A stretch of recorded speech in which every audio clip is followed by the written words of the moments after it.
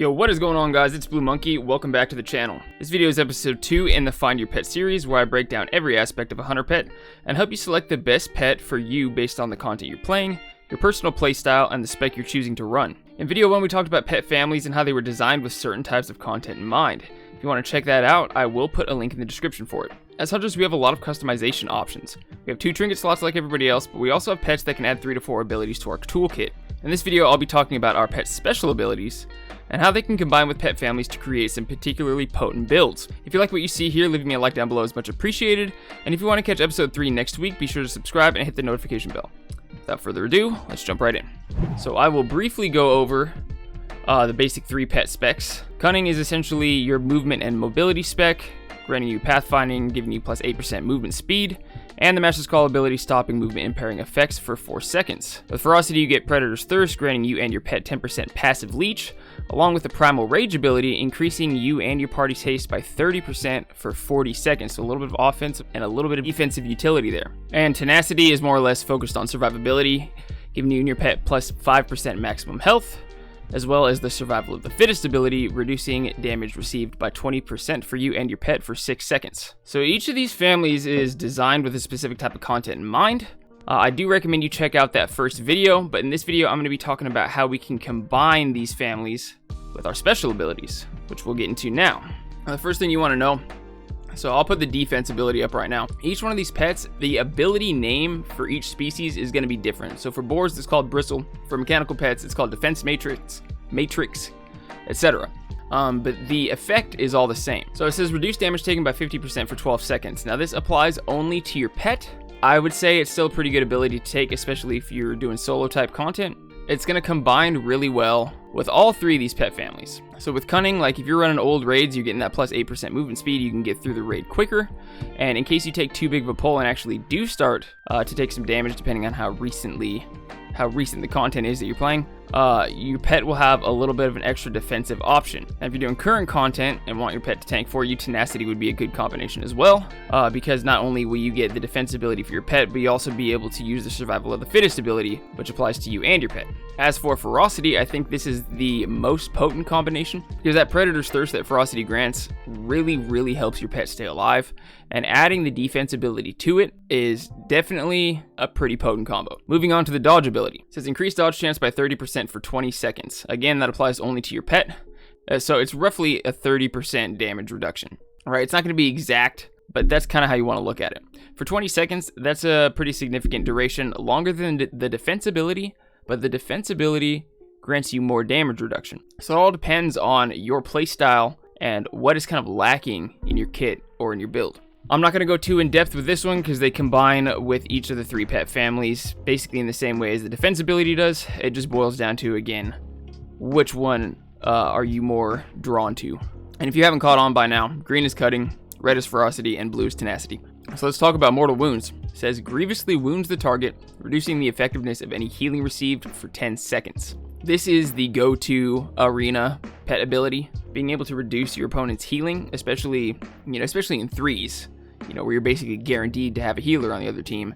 It can't be overlooked. As for the damage reduction, I believe for players it's 25%, and for NPCs it's 50%. Now, being that in an arena, you're going to be getting heavily CC'd, and Cunning grants you Master's Call, stopping brute and movement impairing effects. I would say that combining Mortal Wounds with the Cunning pet family is probably the best you can do in an arena.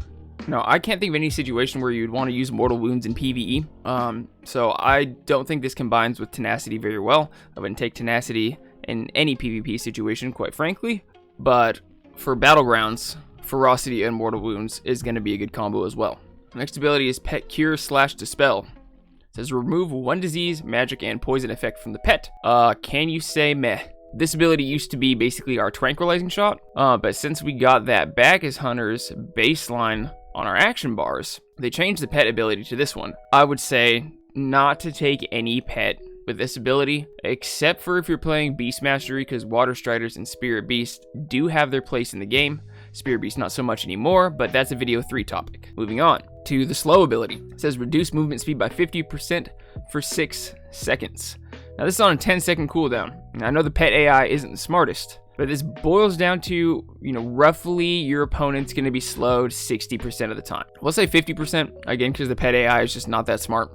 But still, your enemy is at a 50% reduced movement speed half the time that you're fighting them. This would also be good, a good combination for a PvP pet.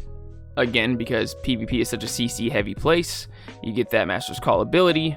And also, with Cunning, you get the plus 8% movement speed, so you're going to be speeding yourself up and slowing the enemy down, regardless of what spec you're playing. If you're playing ranged or if you're playing melee, this will definitely be useful to you. Now, it's only single target, so I can't see it having too much of a place in PvE. So again, with Tenacity, I wouldn't necessarily recommend taking any of these pets. I have a pretty anti-Tenacity bias, though.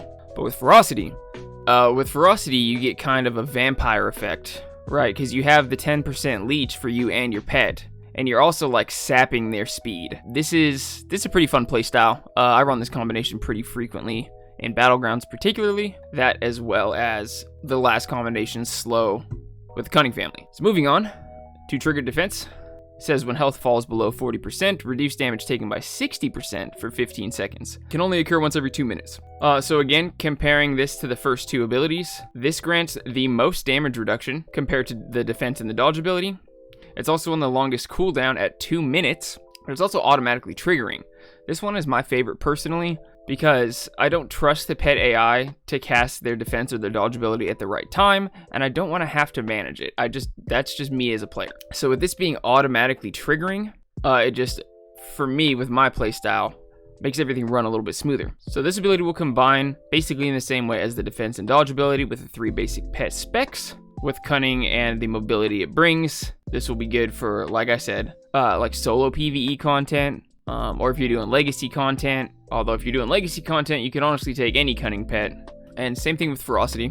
You get that 10% leech, you get that extra survivability for you and for your pet. So if you're out there doing world quests, or maybe you're doing Torghast solo, this is definitely a good combination, again, for when your pet is tanking for you instead of another player. And then same with Tenacity. I think it's the weakest of the three pet families, but if your goal is survivability, or pet survivability, the combination of the 5% maximum health as well as another defensive cooldown could be right up your alley. Again, these are all going to depend on your playstyle, guys. Before we move any further, I want to note, at the bottom it says the Stonehound family ability, Stone Armor, varies from the other abilities of its type in that it provides only 40% damage reduction compared to 60%, but regenerates 3% of its maximum health for 15 seconds. So it's going to not only, have a 40% reduction in damage, but you're also going to heal your pet for 45% of its maximum health. So, it's not the same. It serves the same purpose. And the Stonehound, again, is going to be a video 3 topic where I will go over all of our exotic pets. And in that video, even if you're not playing Beast Mastery, I will make sure to suggest an alternative for anybody who plays survival like me, or anybody who plays marksmanship. Thanks for watching, guys. I'm Blue Monkey, and I'll see you in the next video. Peace.